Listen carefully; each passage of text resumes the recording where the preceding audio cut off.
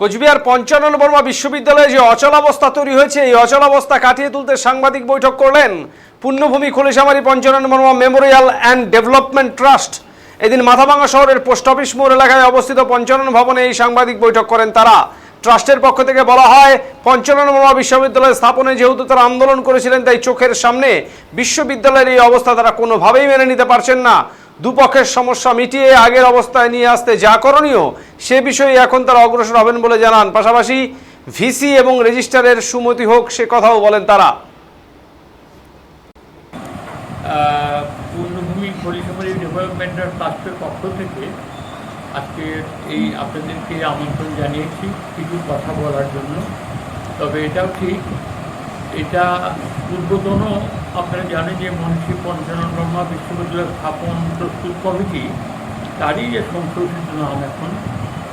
আমরা কুচবিহারের যে পঞ্চানন বর্মা বিশ্ববিদ্যালয় স্থাপিত হয়েছে, সেই স্থাপনের জন্য যে দীর্ঘকালীন যে আন্দোলন, সমস্ত স্তরের মানুষকে নিয়ে, কৃষক থেকে বুদ্ধিজীবী, শিক্ষক, অধ্যাপক এবং জমিদাতা সকলকে নিয়ে যে আমরা আন্দোলন করেছিলাম এবং আন্দোলন করে সফল হয়ে বিশ্ববিদ্যালয়টা পেয়েছিলাম। আপনারা হয়তো বলতে পারেন যে বিশ্ববিদ্যালয় অনেকগুলো হয়েছে, অনেক বিশ্ববিদ্যালয় সরকার করেছেন, কিন্তু এই একটি মাত্র বিশ্ববিদ্যালয় যেটা আন্দোলনের মাধ্যমে তার জন্ম লাভ করেছে। সেখানে নিরক্ষর কৃষক থেকে আরম্ভ করে শহরের বুদ্ধিজীবী, অধ্যাপক, যে ব্যবসা করেন বা যিনি আইনজীবী, তারা সকলে সমর্থন করেন। তা সেটা আমাদের মাননীয় মুখ্যমন্ত্রী আমাদের স্বপ্নকে সফল করে সাহায্য করেছেন, আমরা ধন্যবাদ জানাচ্ছি।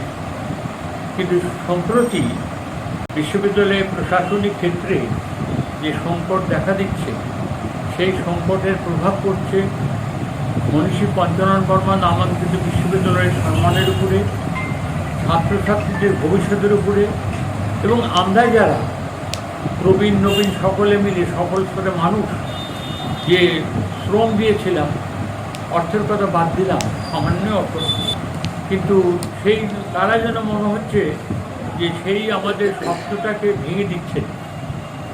এবং তার ফলে আমরা খুব বিনীতভাবে বলছি এবং স্বপ্নটাও বলছি যে কাজটা থেকেও খুব বিব্রত বোধ করছি, যার জন্য আজকে ছুটে আসছি এখানে যে এইভাবে চলতে পারে না। কারণ এই বিশ্ববিদ্যালয়ের যদি একবার যদি তার দাগ কেটে যায় দুর্নামে, সেটা কিন্তু মেটানো খুব মুশকিল। নবীন বিশ্ববিদ্যালয়, অথচ আমাদের অঞ্চলের, আমাদের এই ভূখণ্ডে সবচেয়ে সম্মানিত ব্যক্তিত্ব, তার নামে আমরা বিশ্ববিদ্যালয়টা করেছিলাম। আজকে সরকারের প্রশাসনবাদ কোথায় কী হচ্ছে আমরা জানছি না। আমরা চাই যে বিশ্ববিদ্যালয় তার যে বিদ্যায়তনিক পরিবেশ, পড়াশোনার পরিবেশ, গবেষণার পরিবেশ, সেই পরিবেশ উত্তরোত্তর বৃদ্ধি পায়। সেখানে কোনো ব্যক্তিবিশেষের ব্যক্তিগত ইগো বা ইত্যাদি এই নিয়ে যদি কোনো কলহ সৃষ্টি হয়, তাহলে বিশ্ববিদ্যালয়ের সমূহ ক্ষতি আমাদের ভবিষ্যৎ প্রজন্মে, আমাদের ছেলেমেয়েরা যে সার্টিফিকেট পাবে, সেই সার্টিফিকেটে যখন যাবে তখন তাদের সামনে, এখন তো জানেনই ইলেকট্রনিকের যুগ, সবাই সব খবর রাখে কোন বিশ্ববিদ্যালয়ে কী না হচ্ছে। এবং যেহেতু বিজয়, আমাদের যে সভাপতি বিজয় বর্মন, তিনি বিশ্ববিদ্যালয় প্রশাসনের যুক্ত, তিনি ভালোভাবেই জানেন। আমি যেহেতু শিক্ষকতা করেছি এবং এই বিশ্ববিদ্যালয়ে শিক্ষকতা করেছি, শুরুটা আমিই করেছি, এখন তো 1 বছর পড়িয়েছি প্রথম দিকে।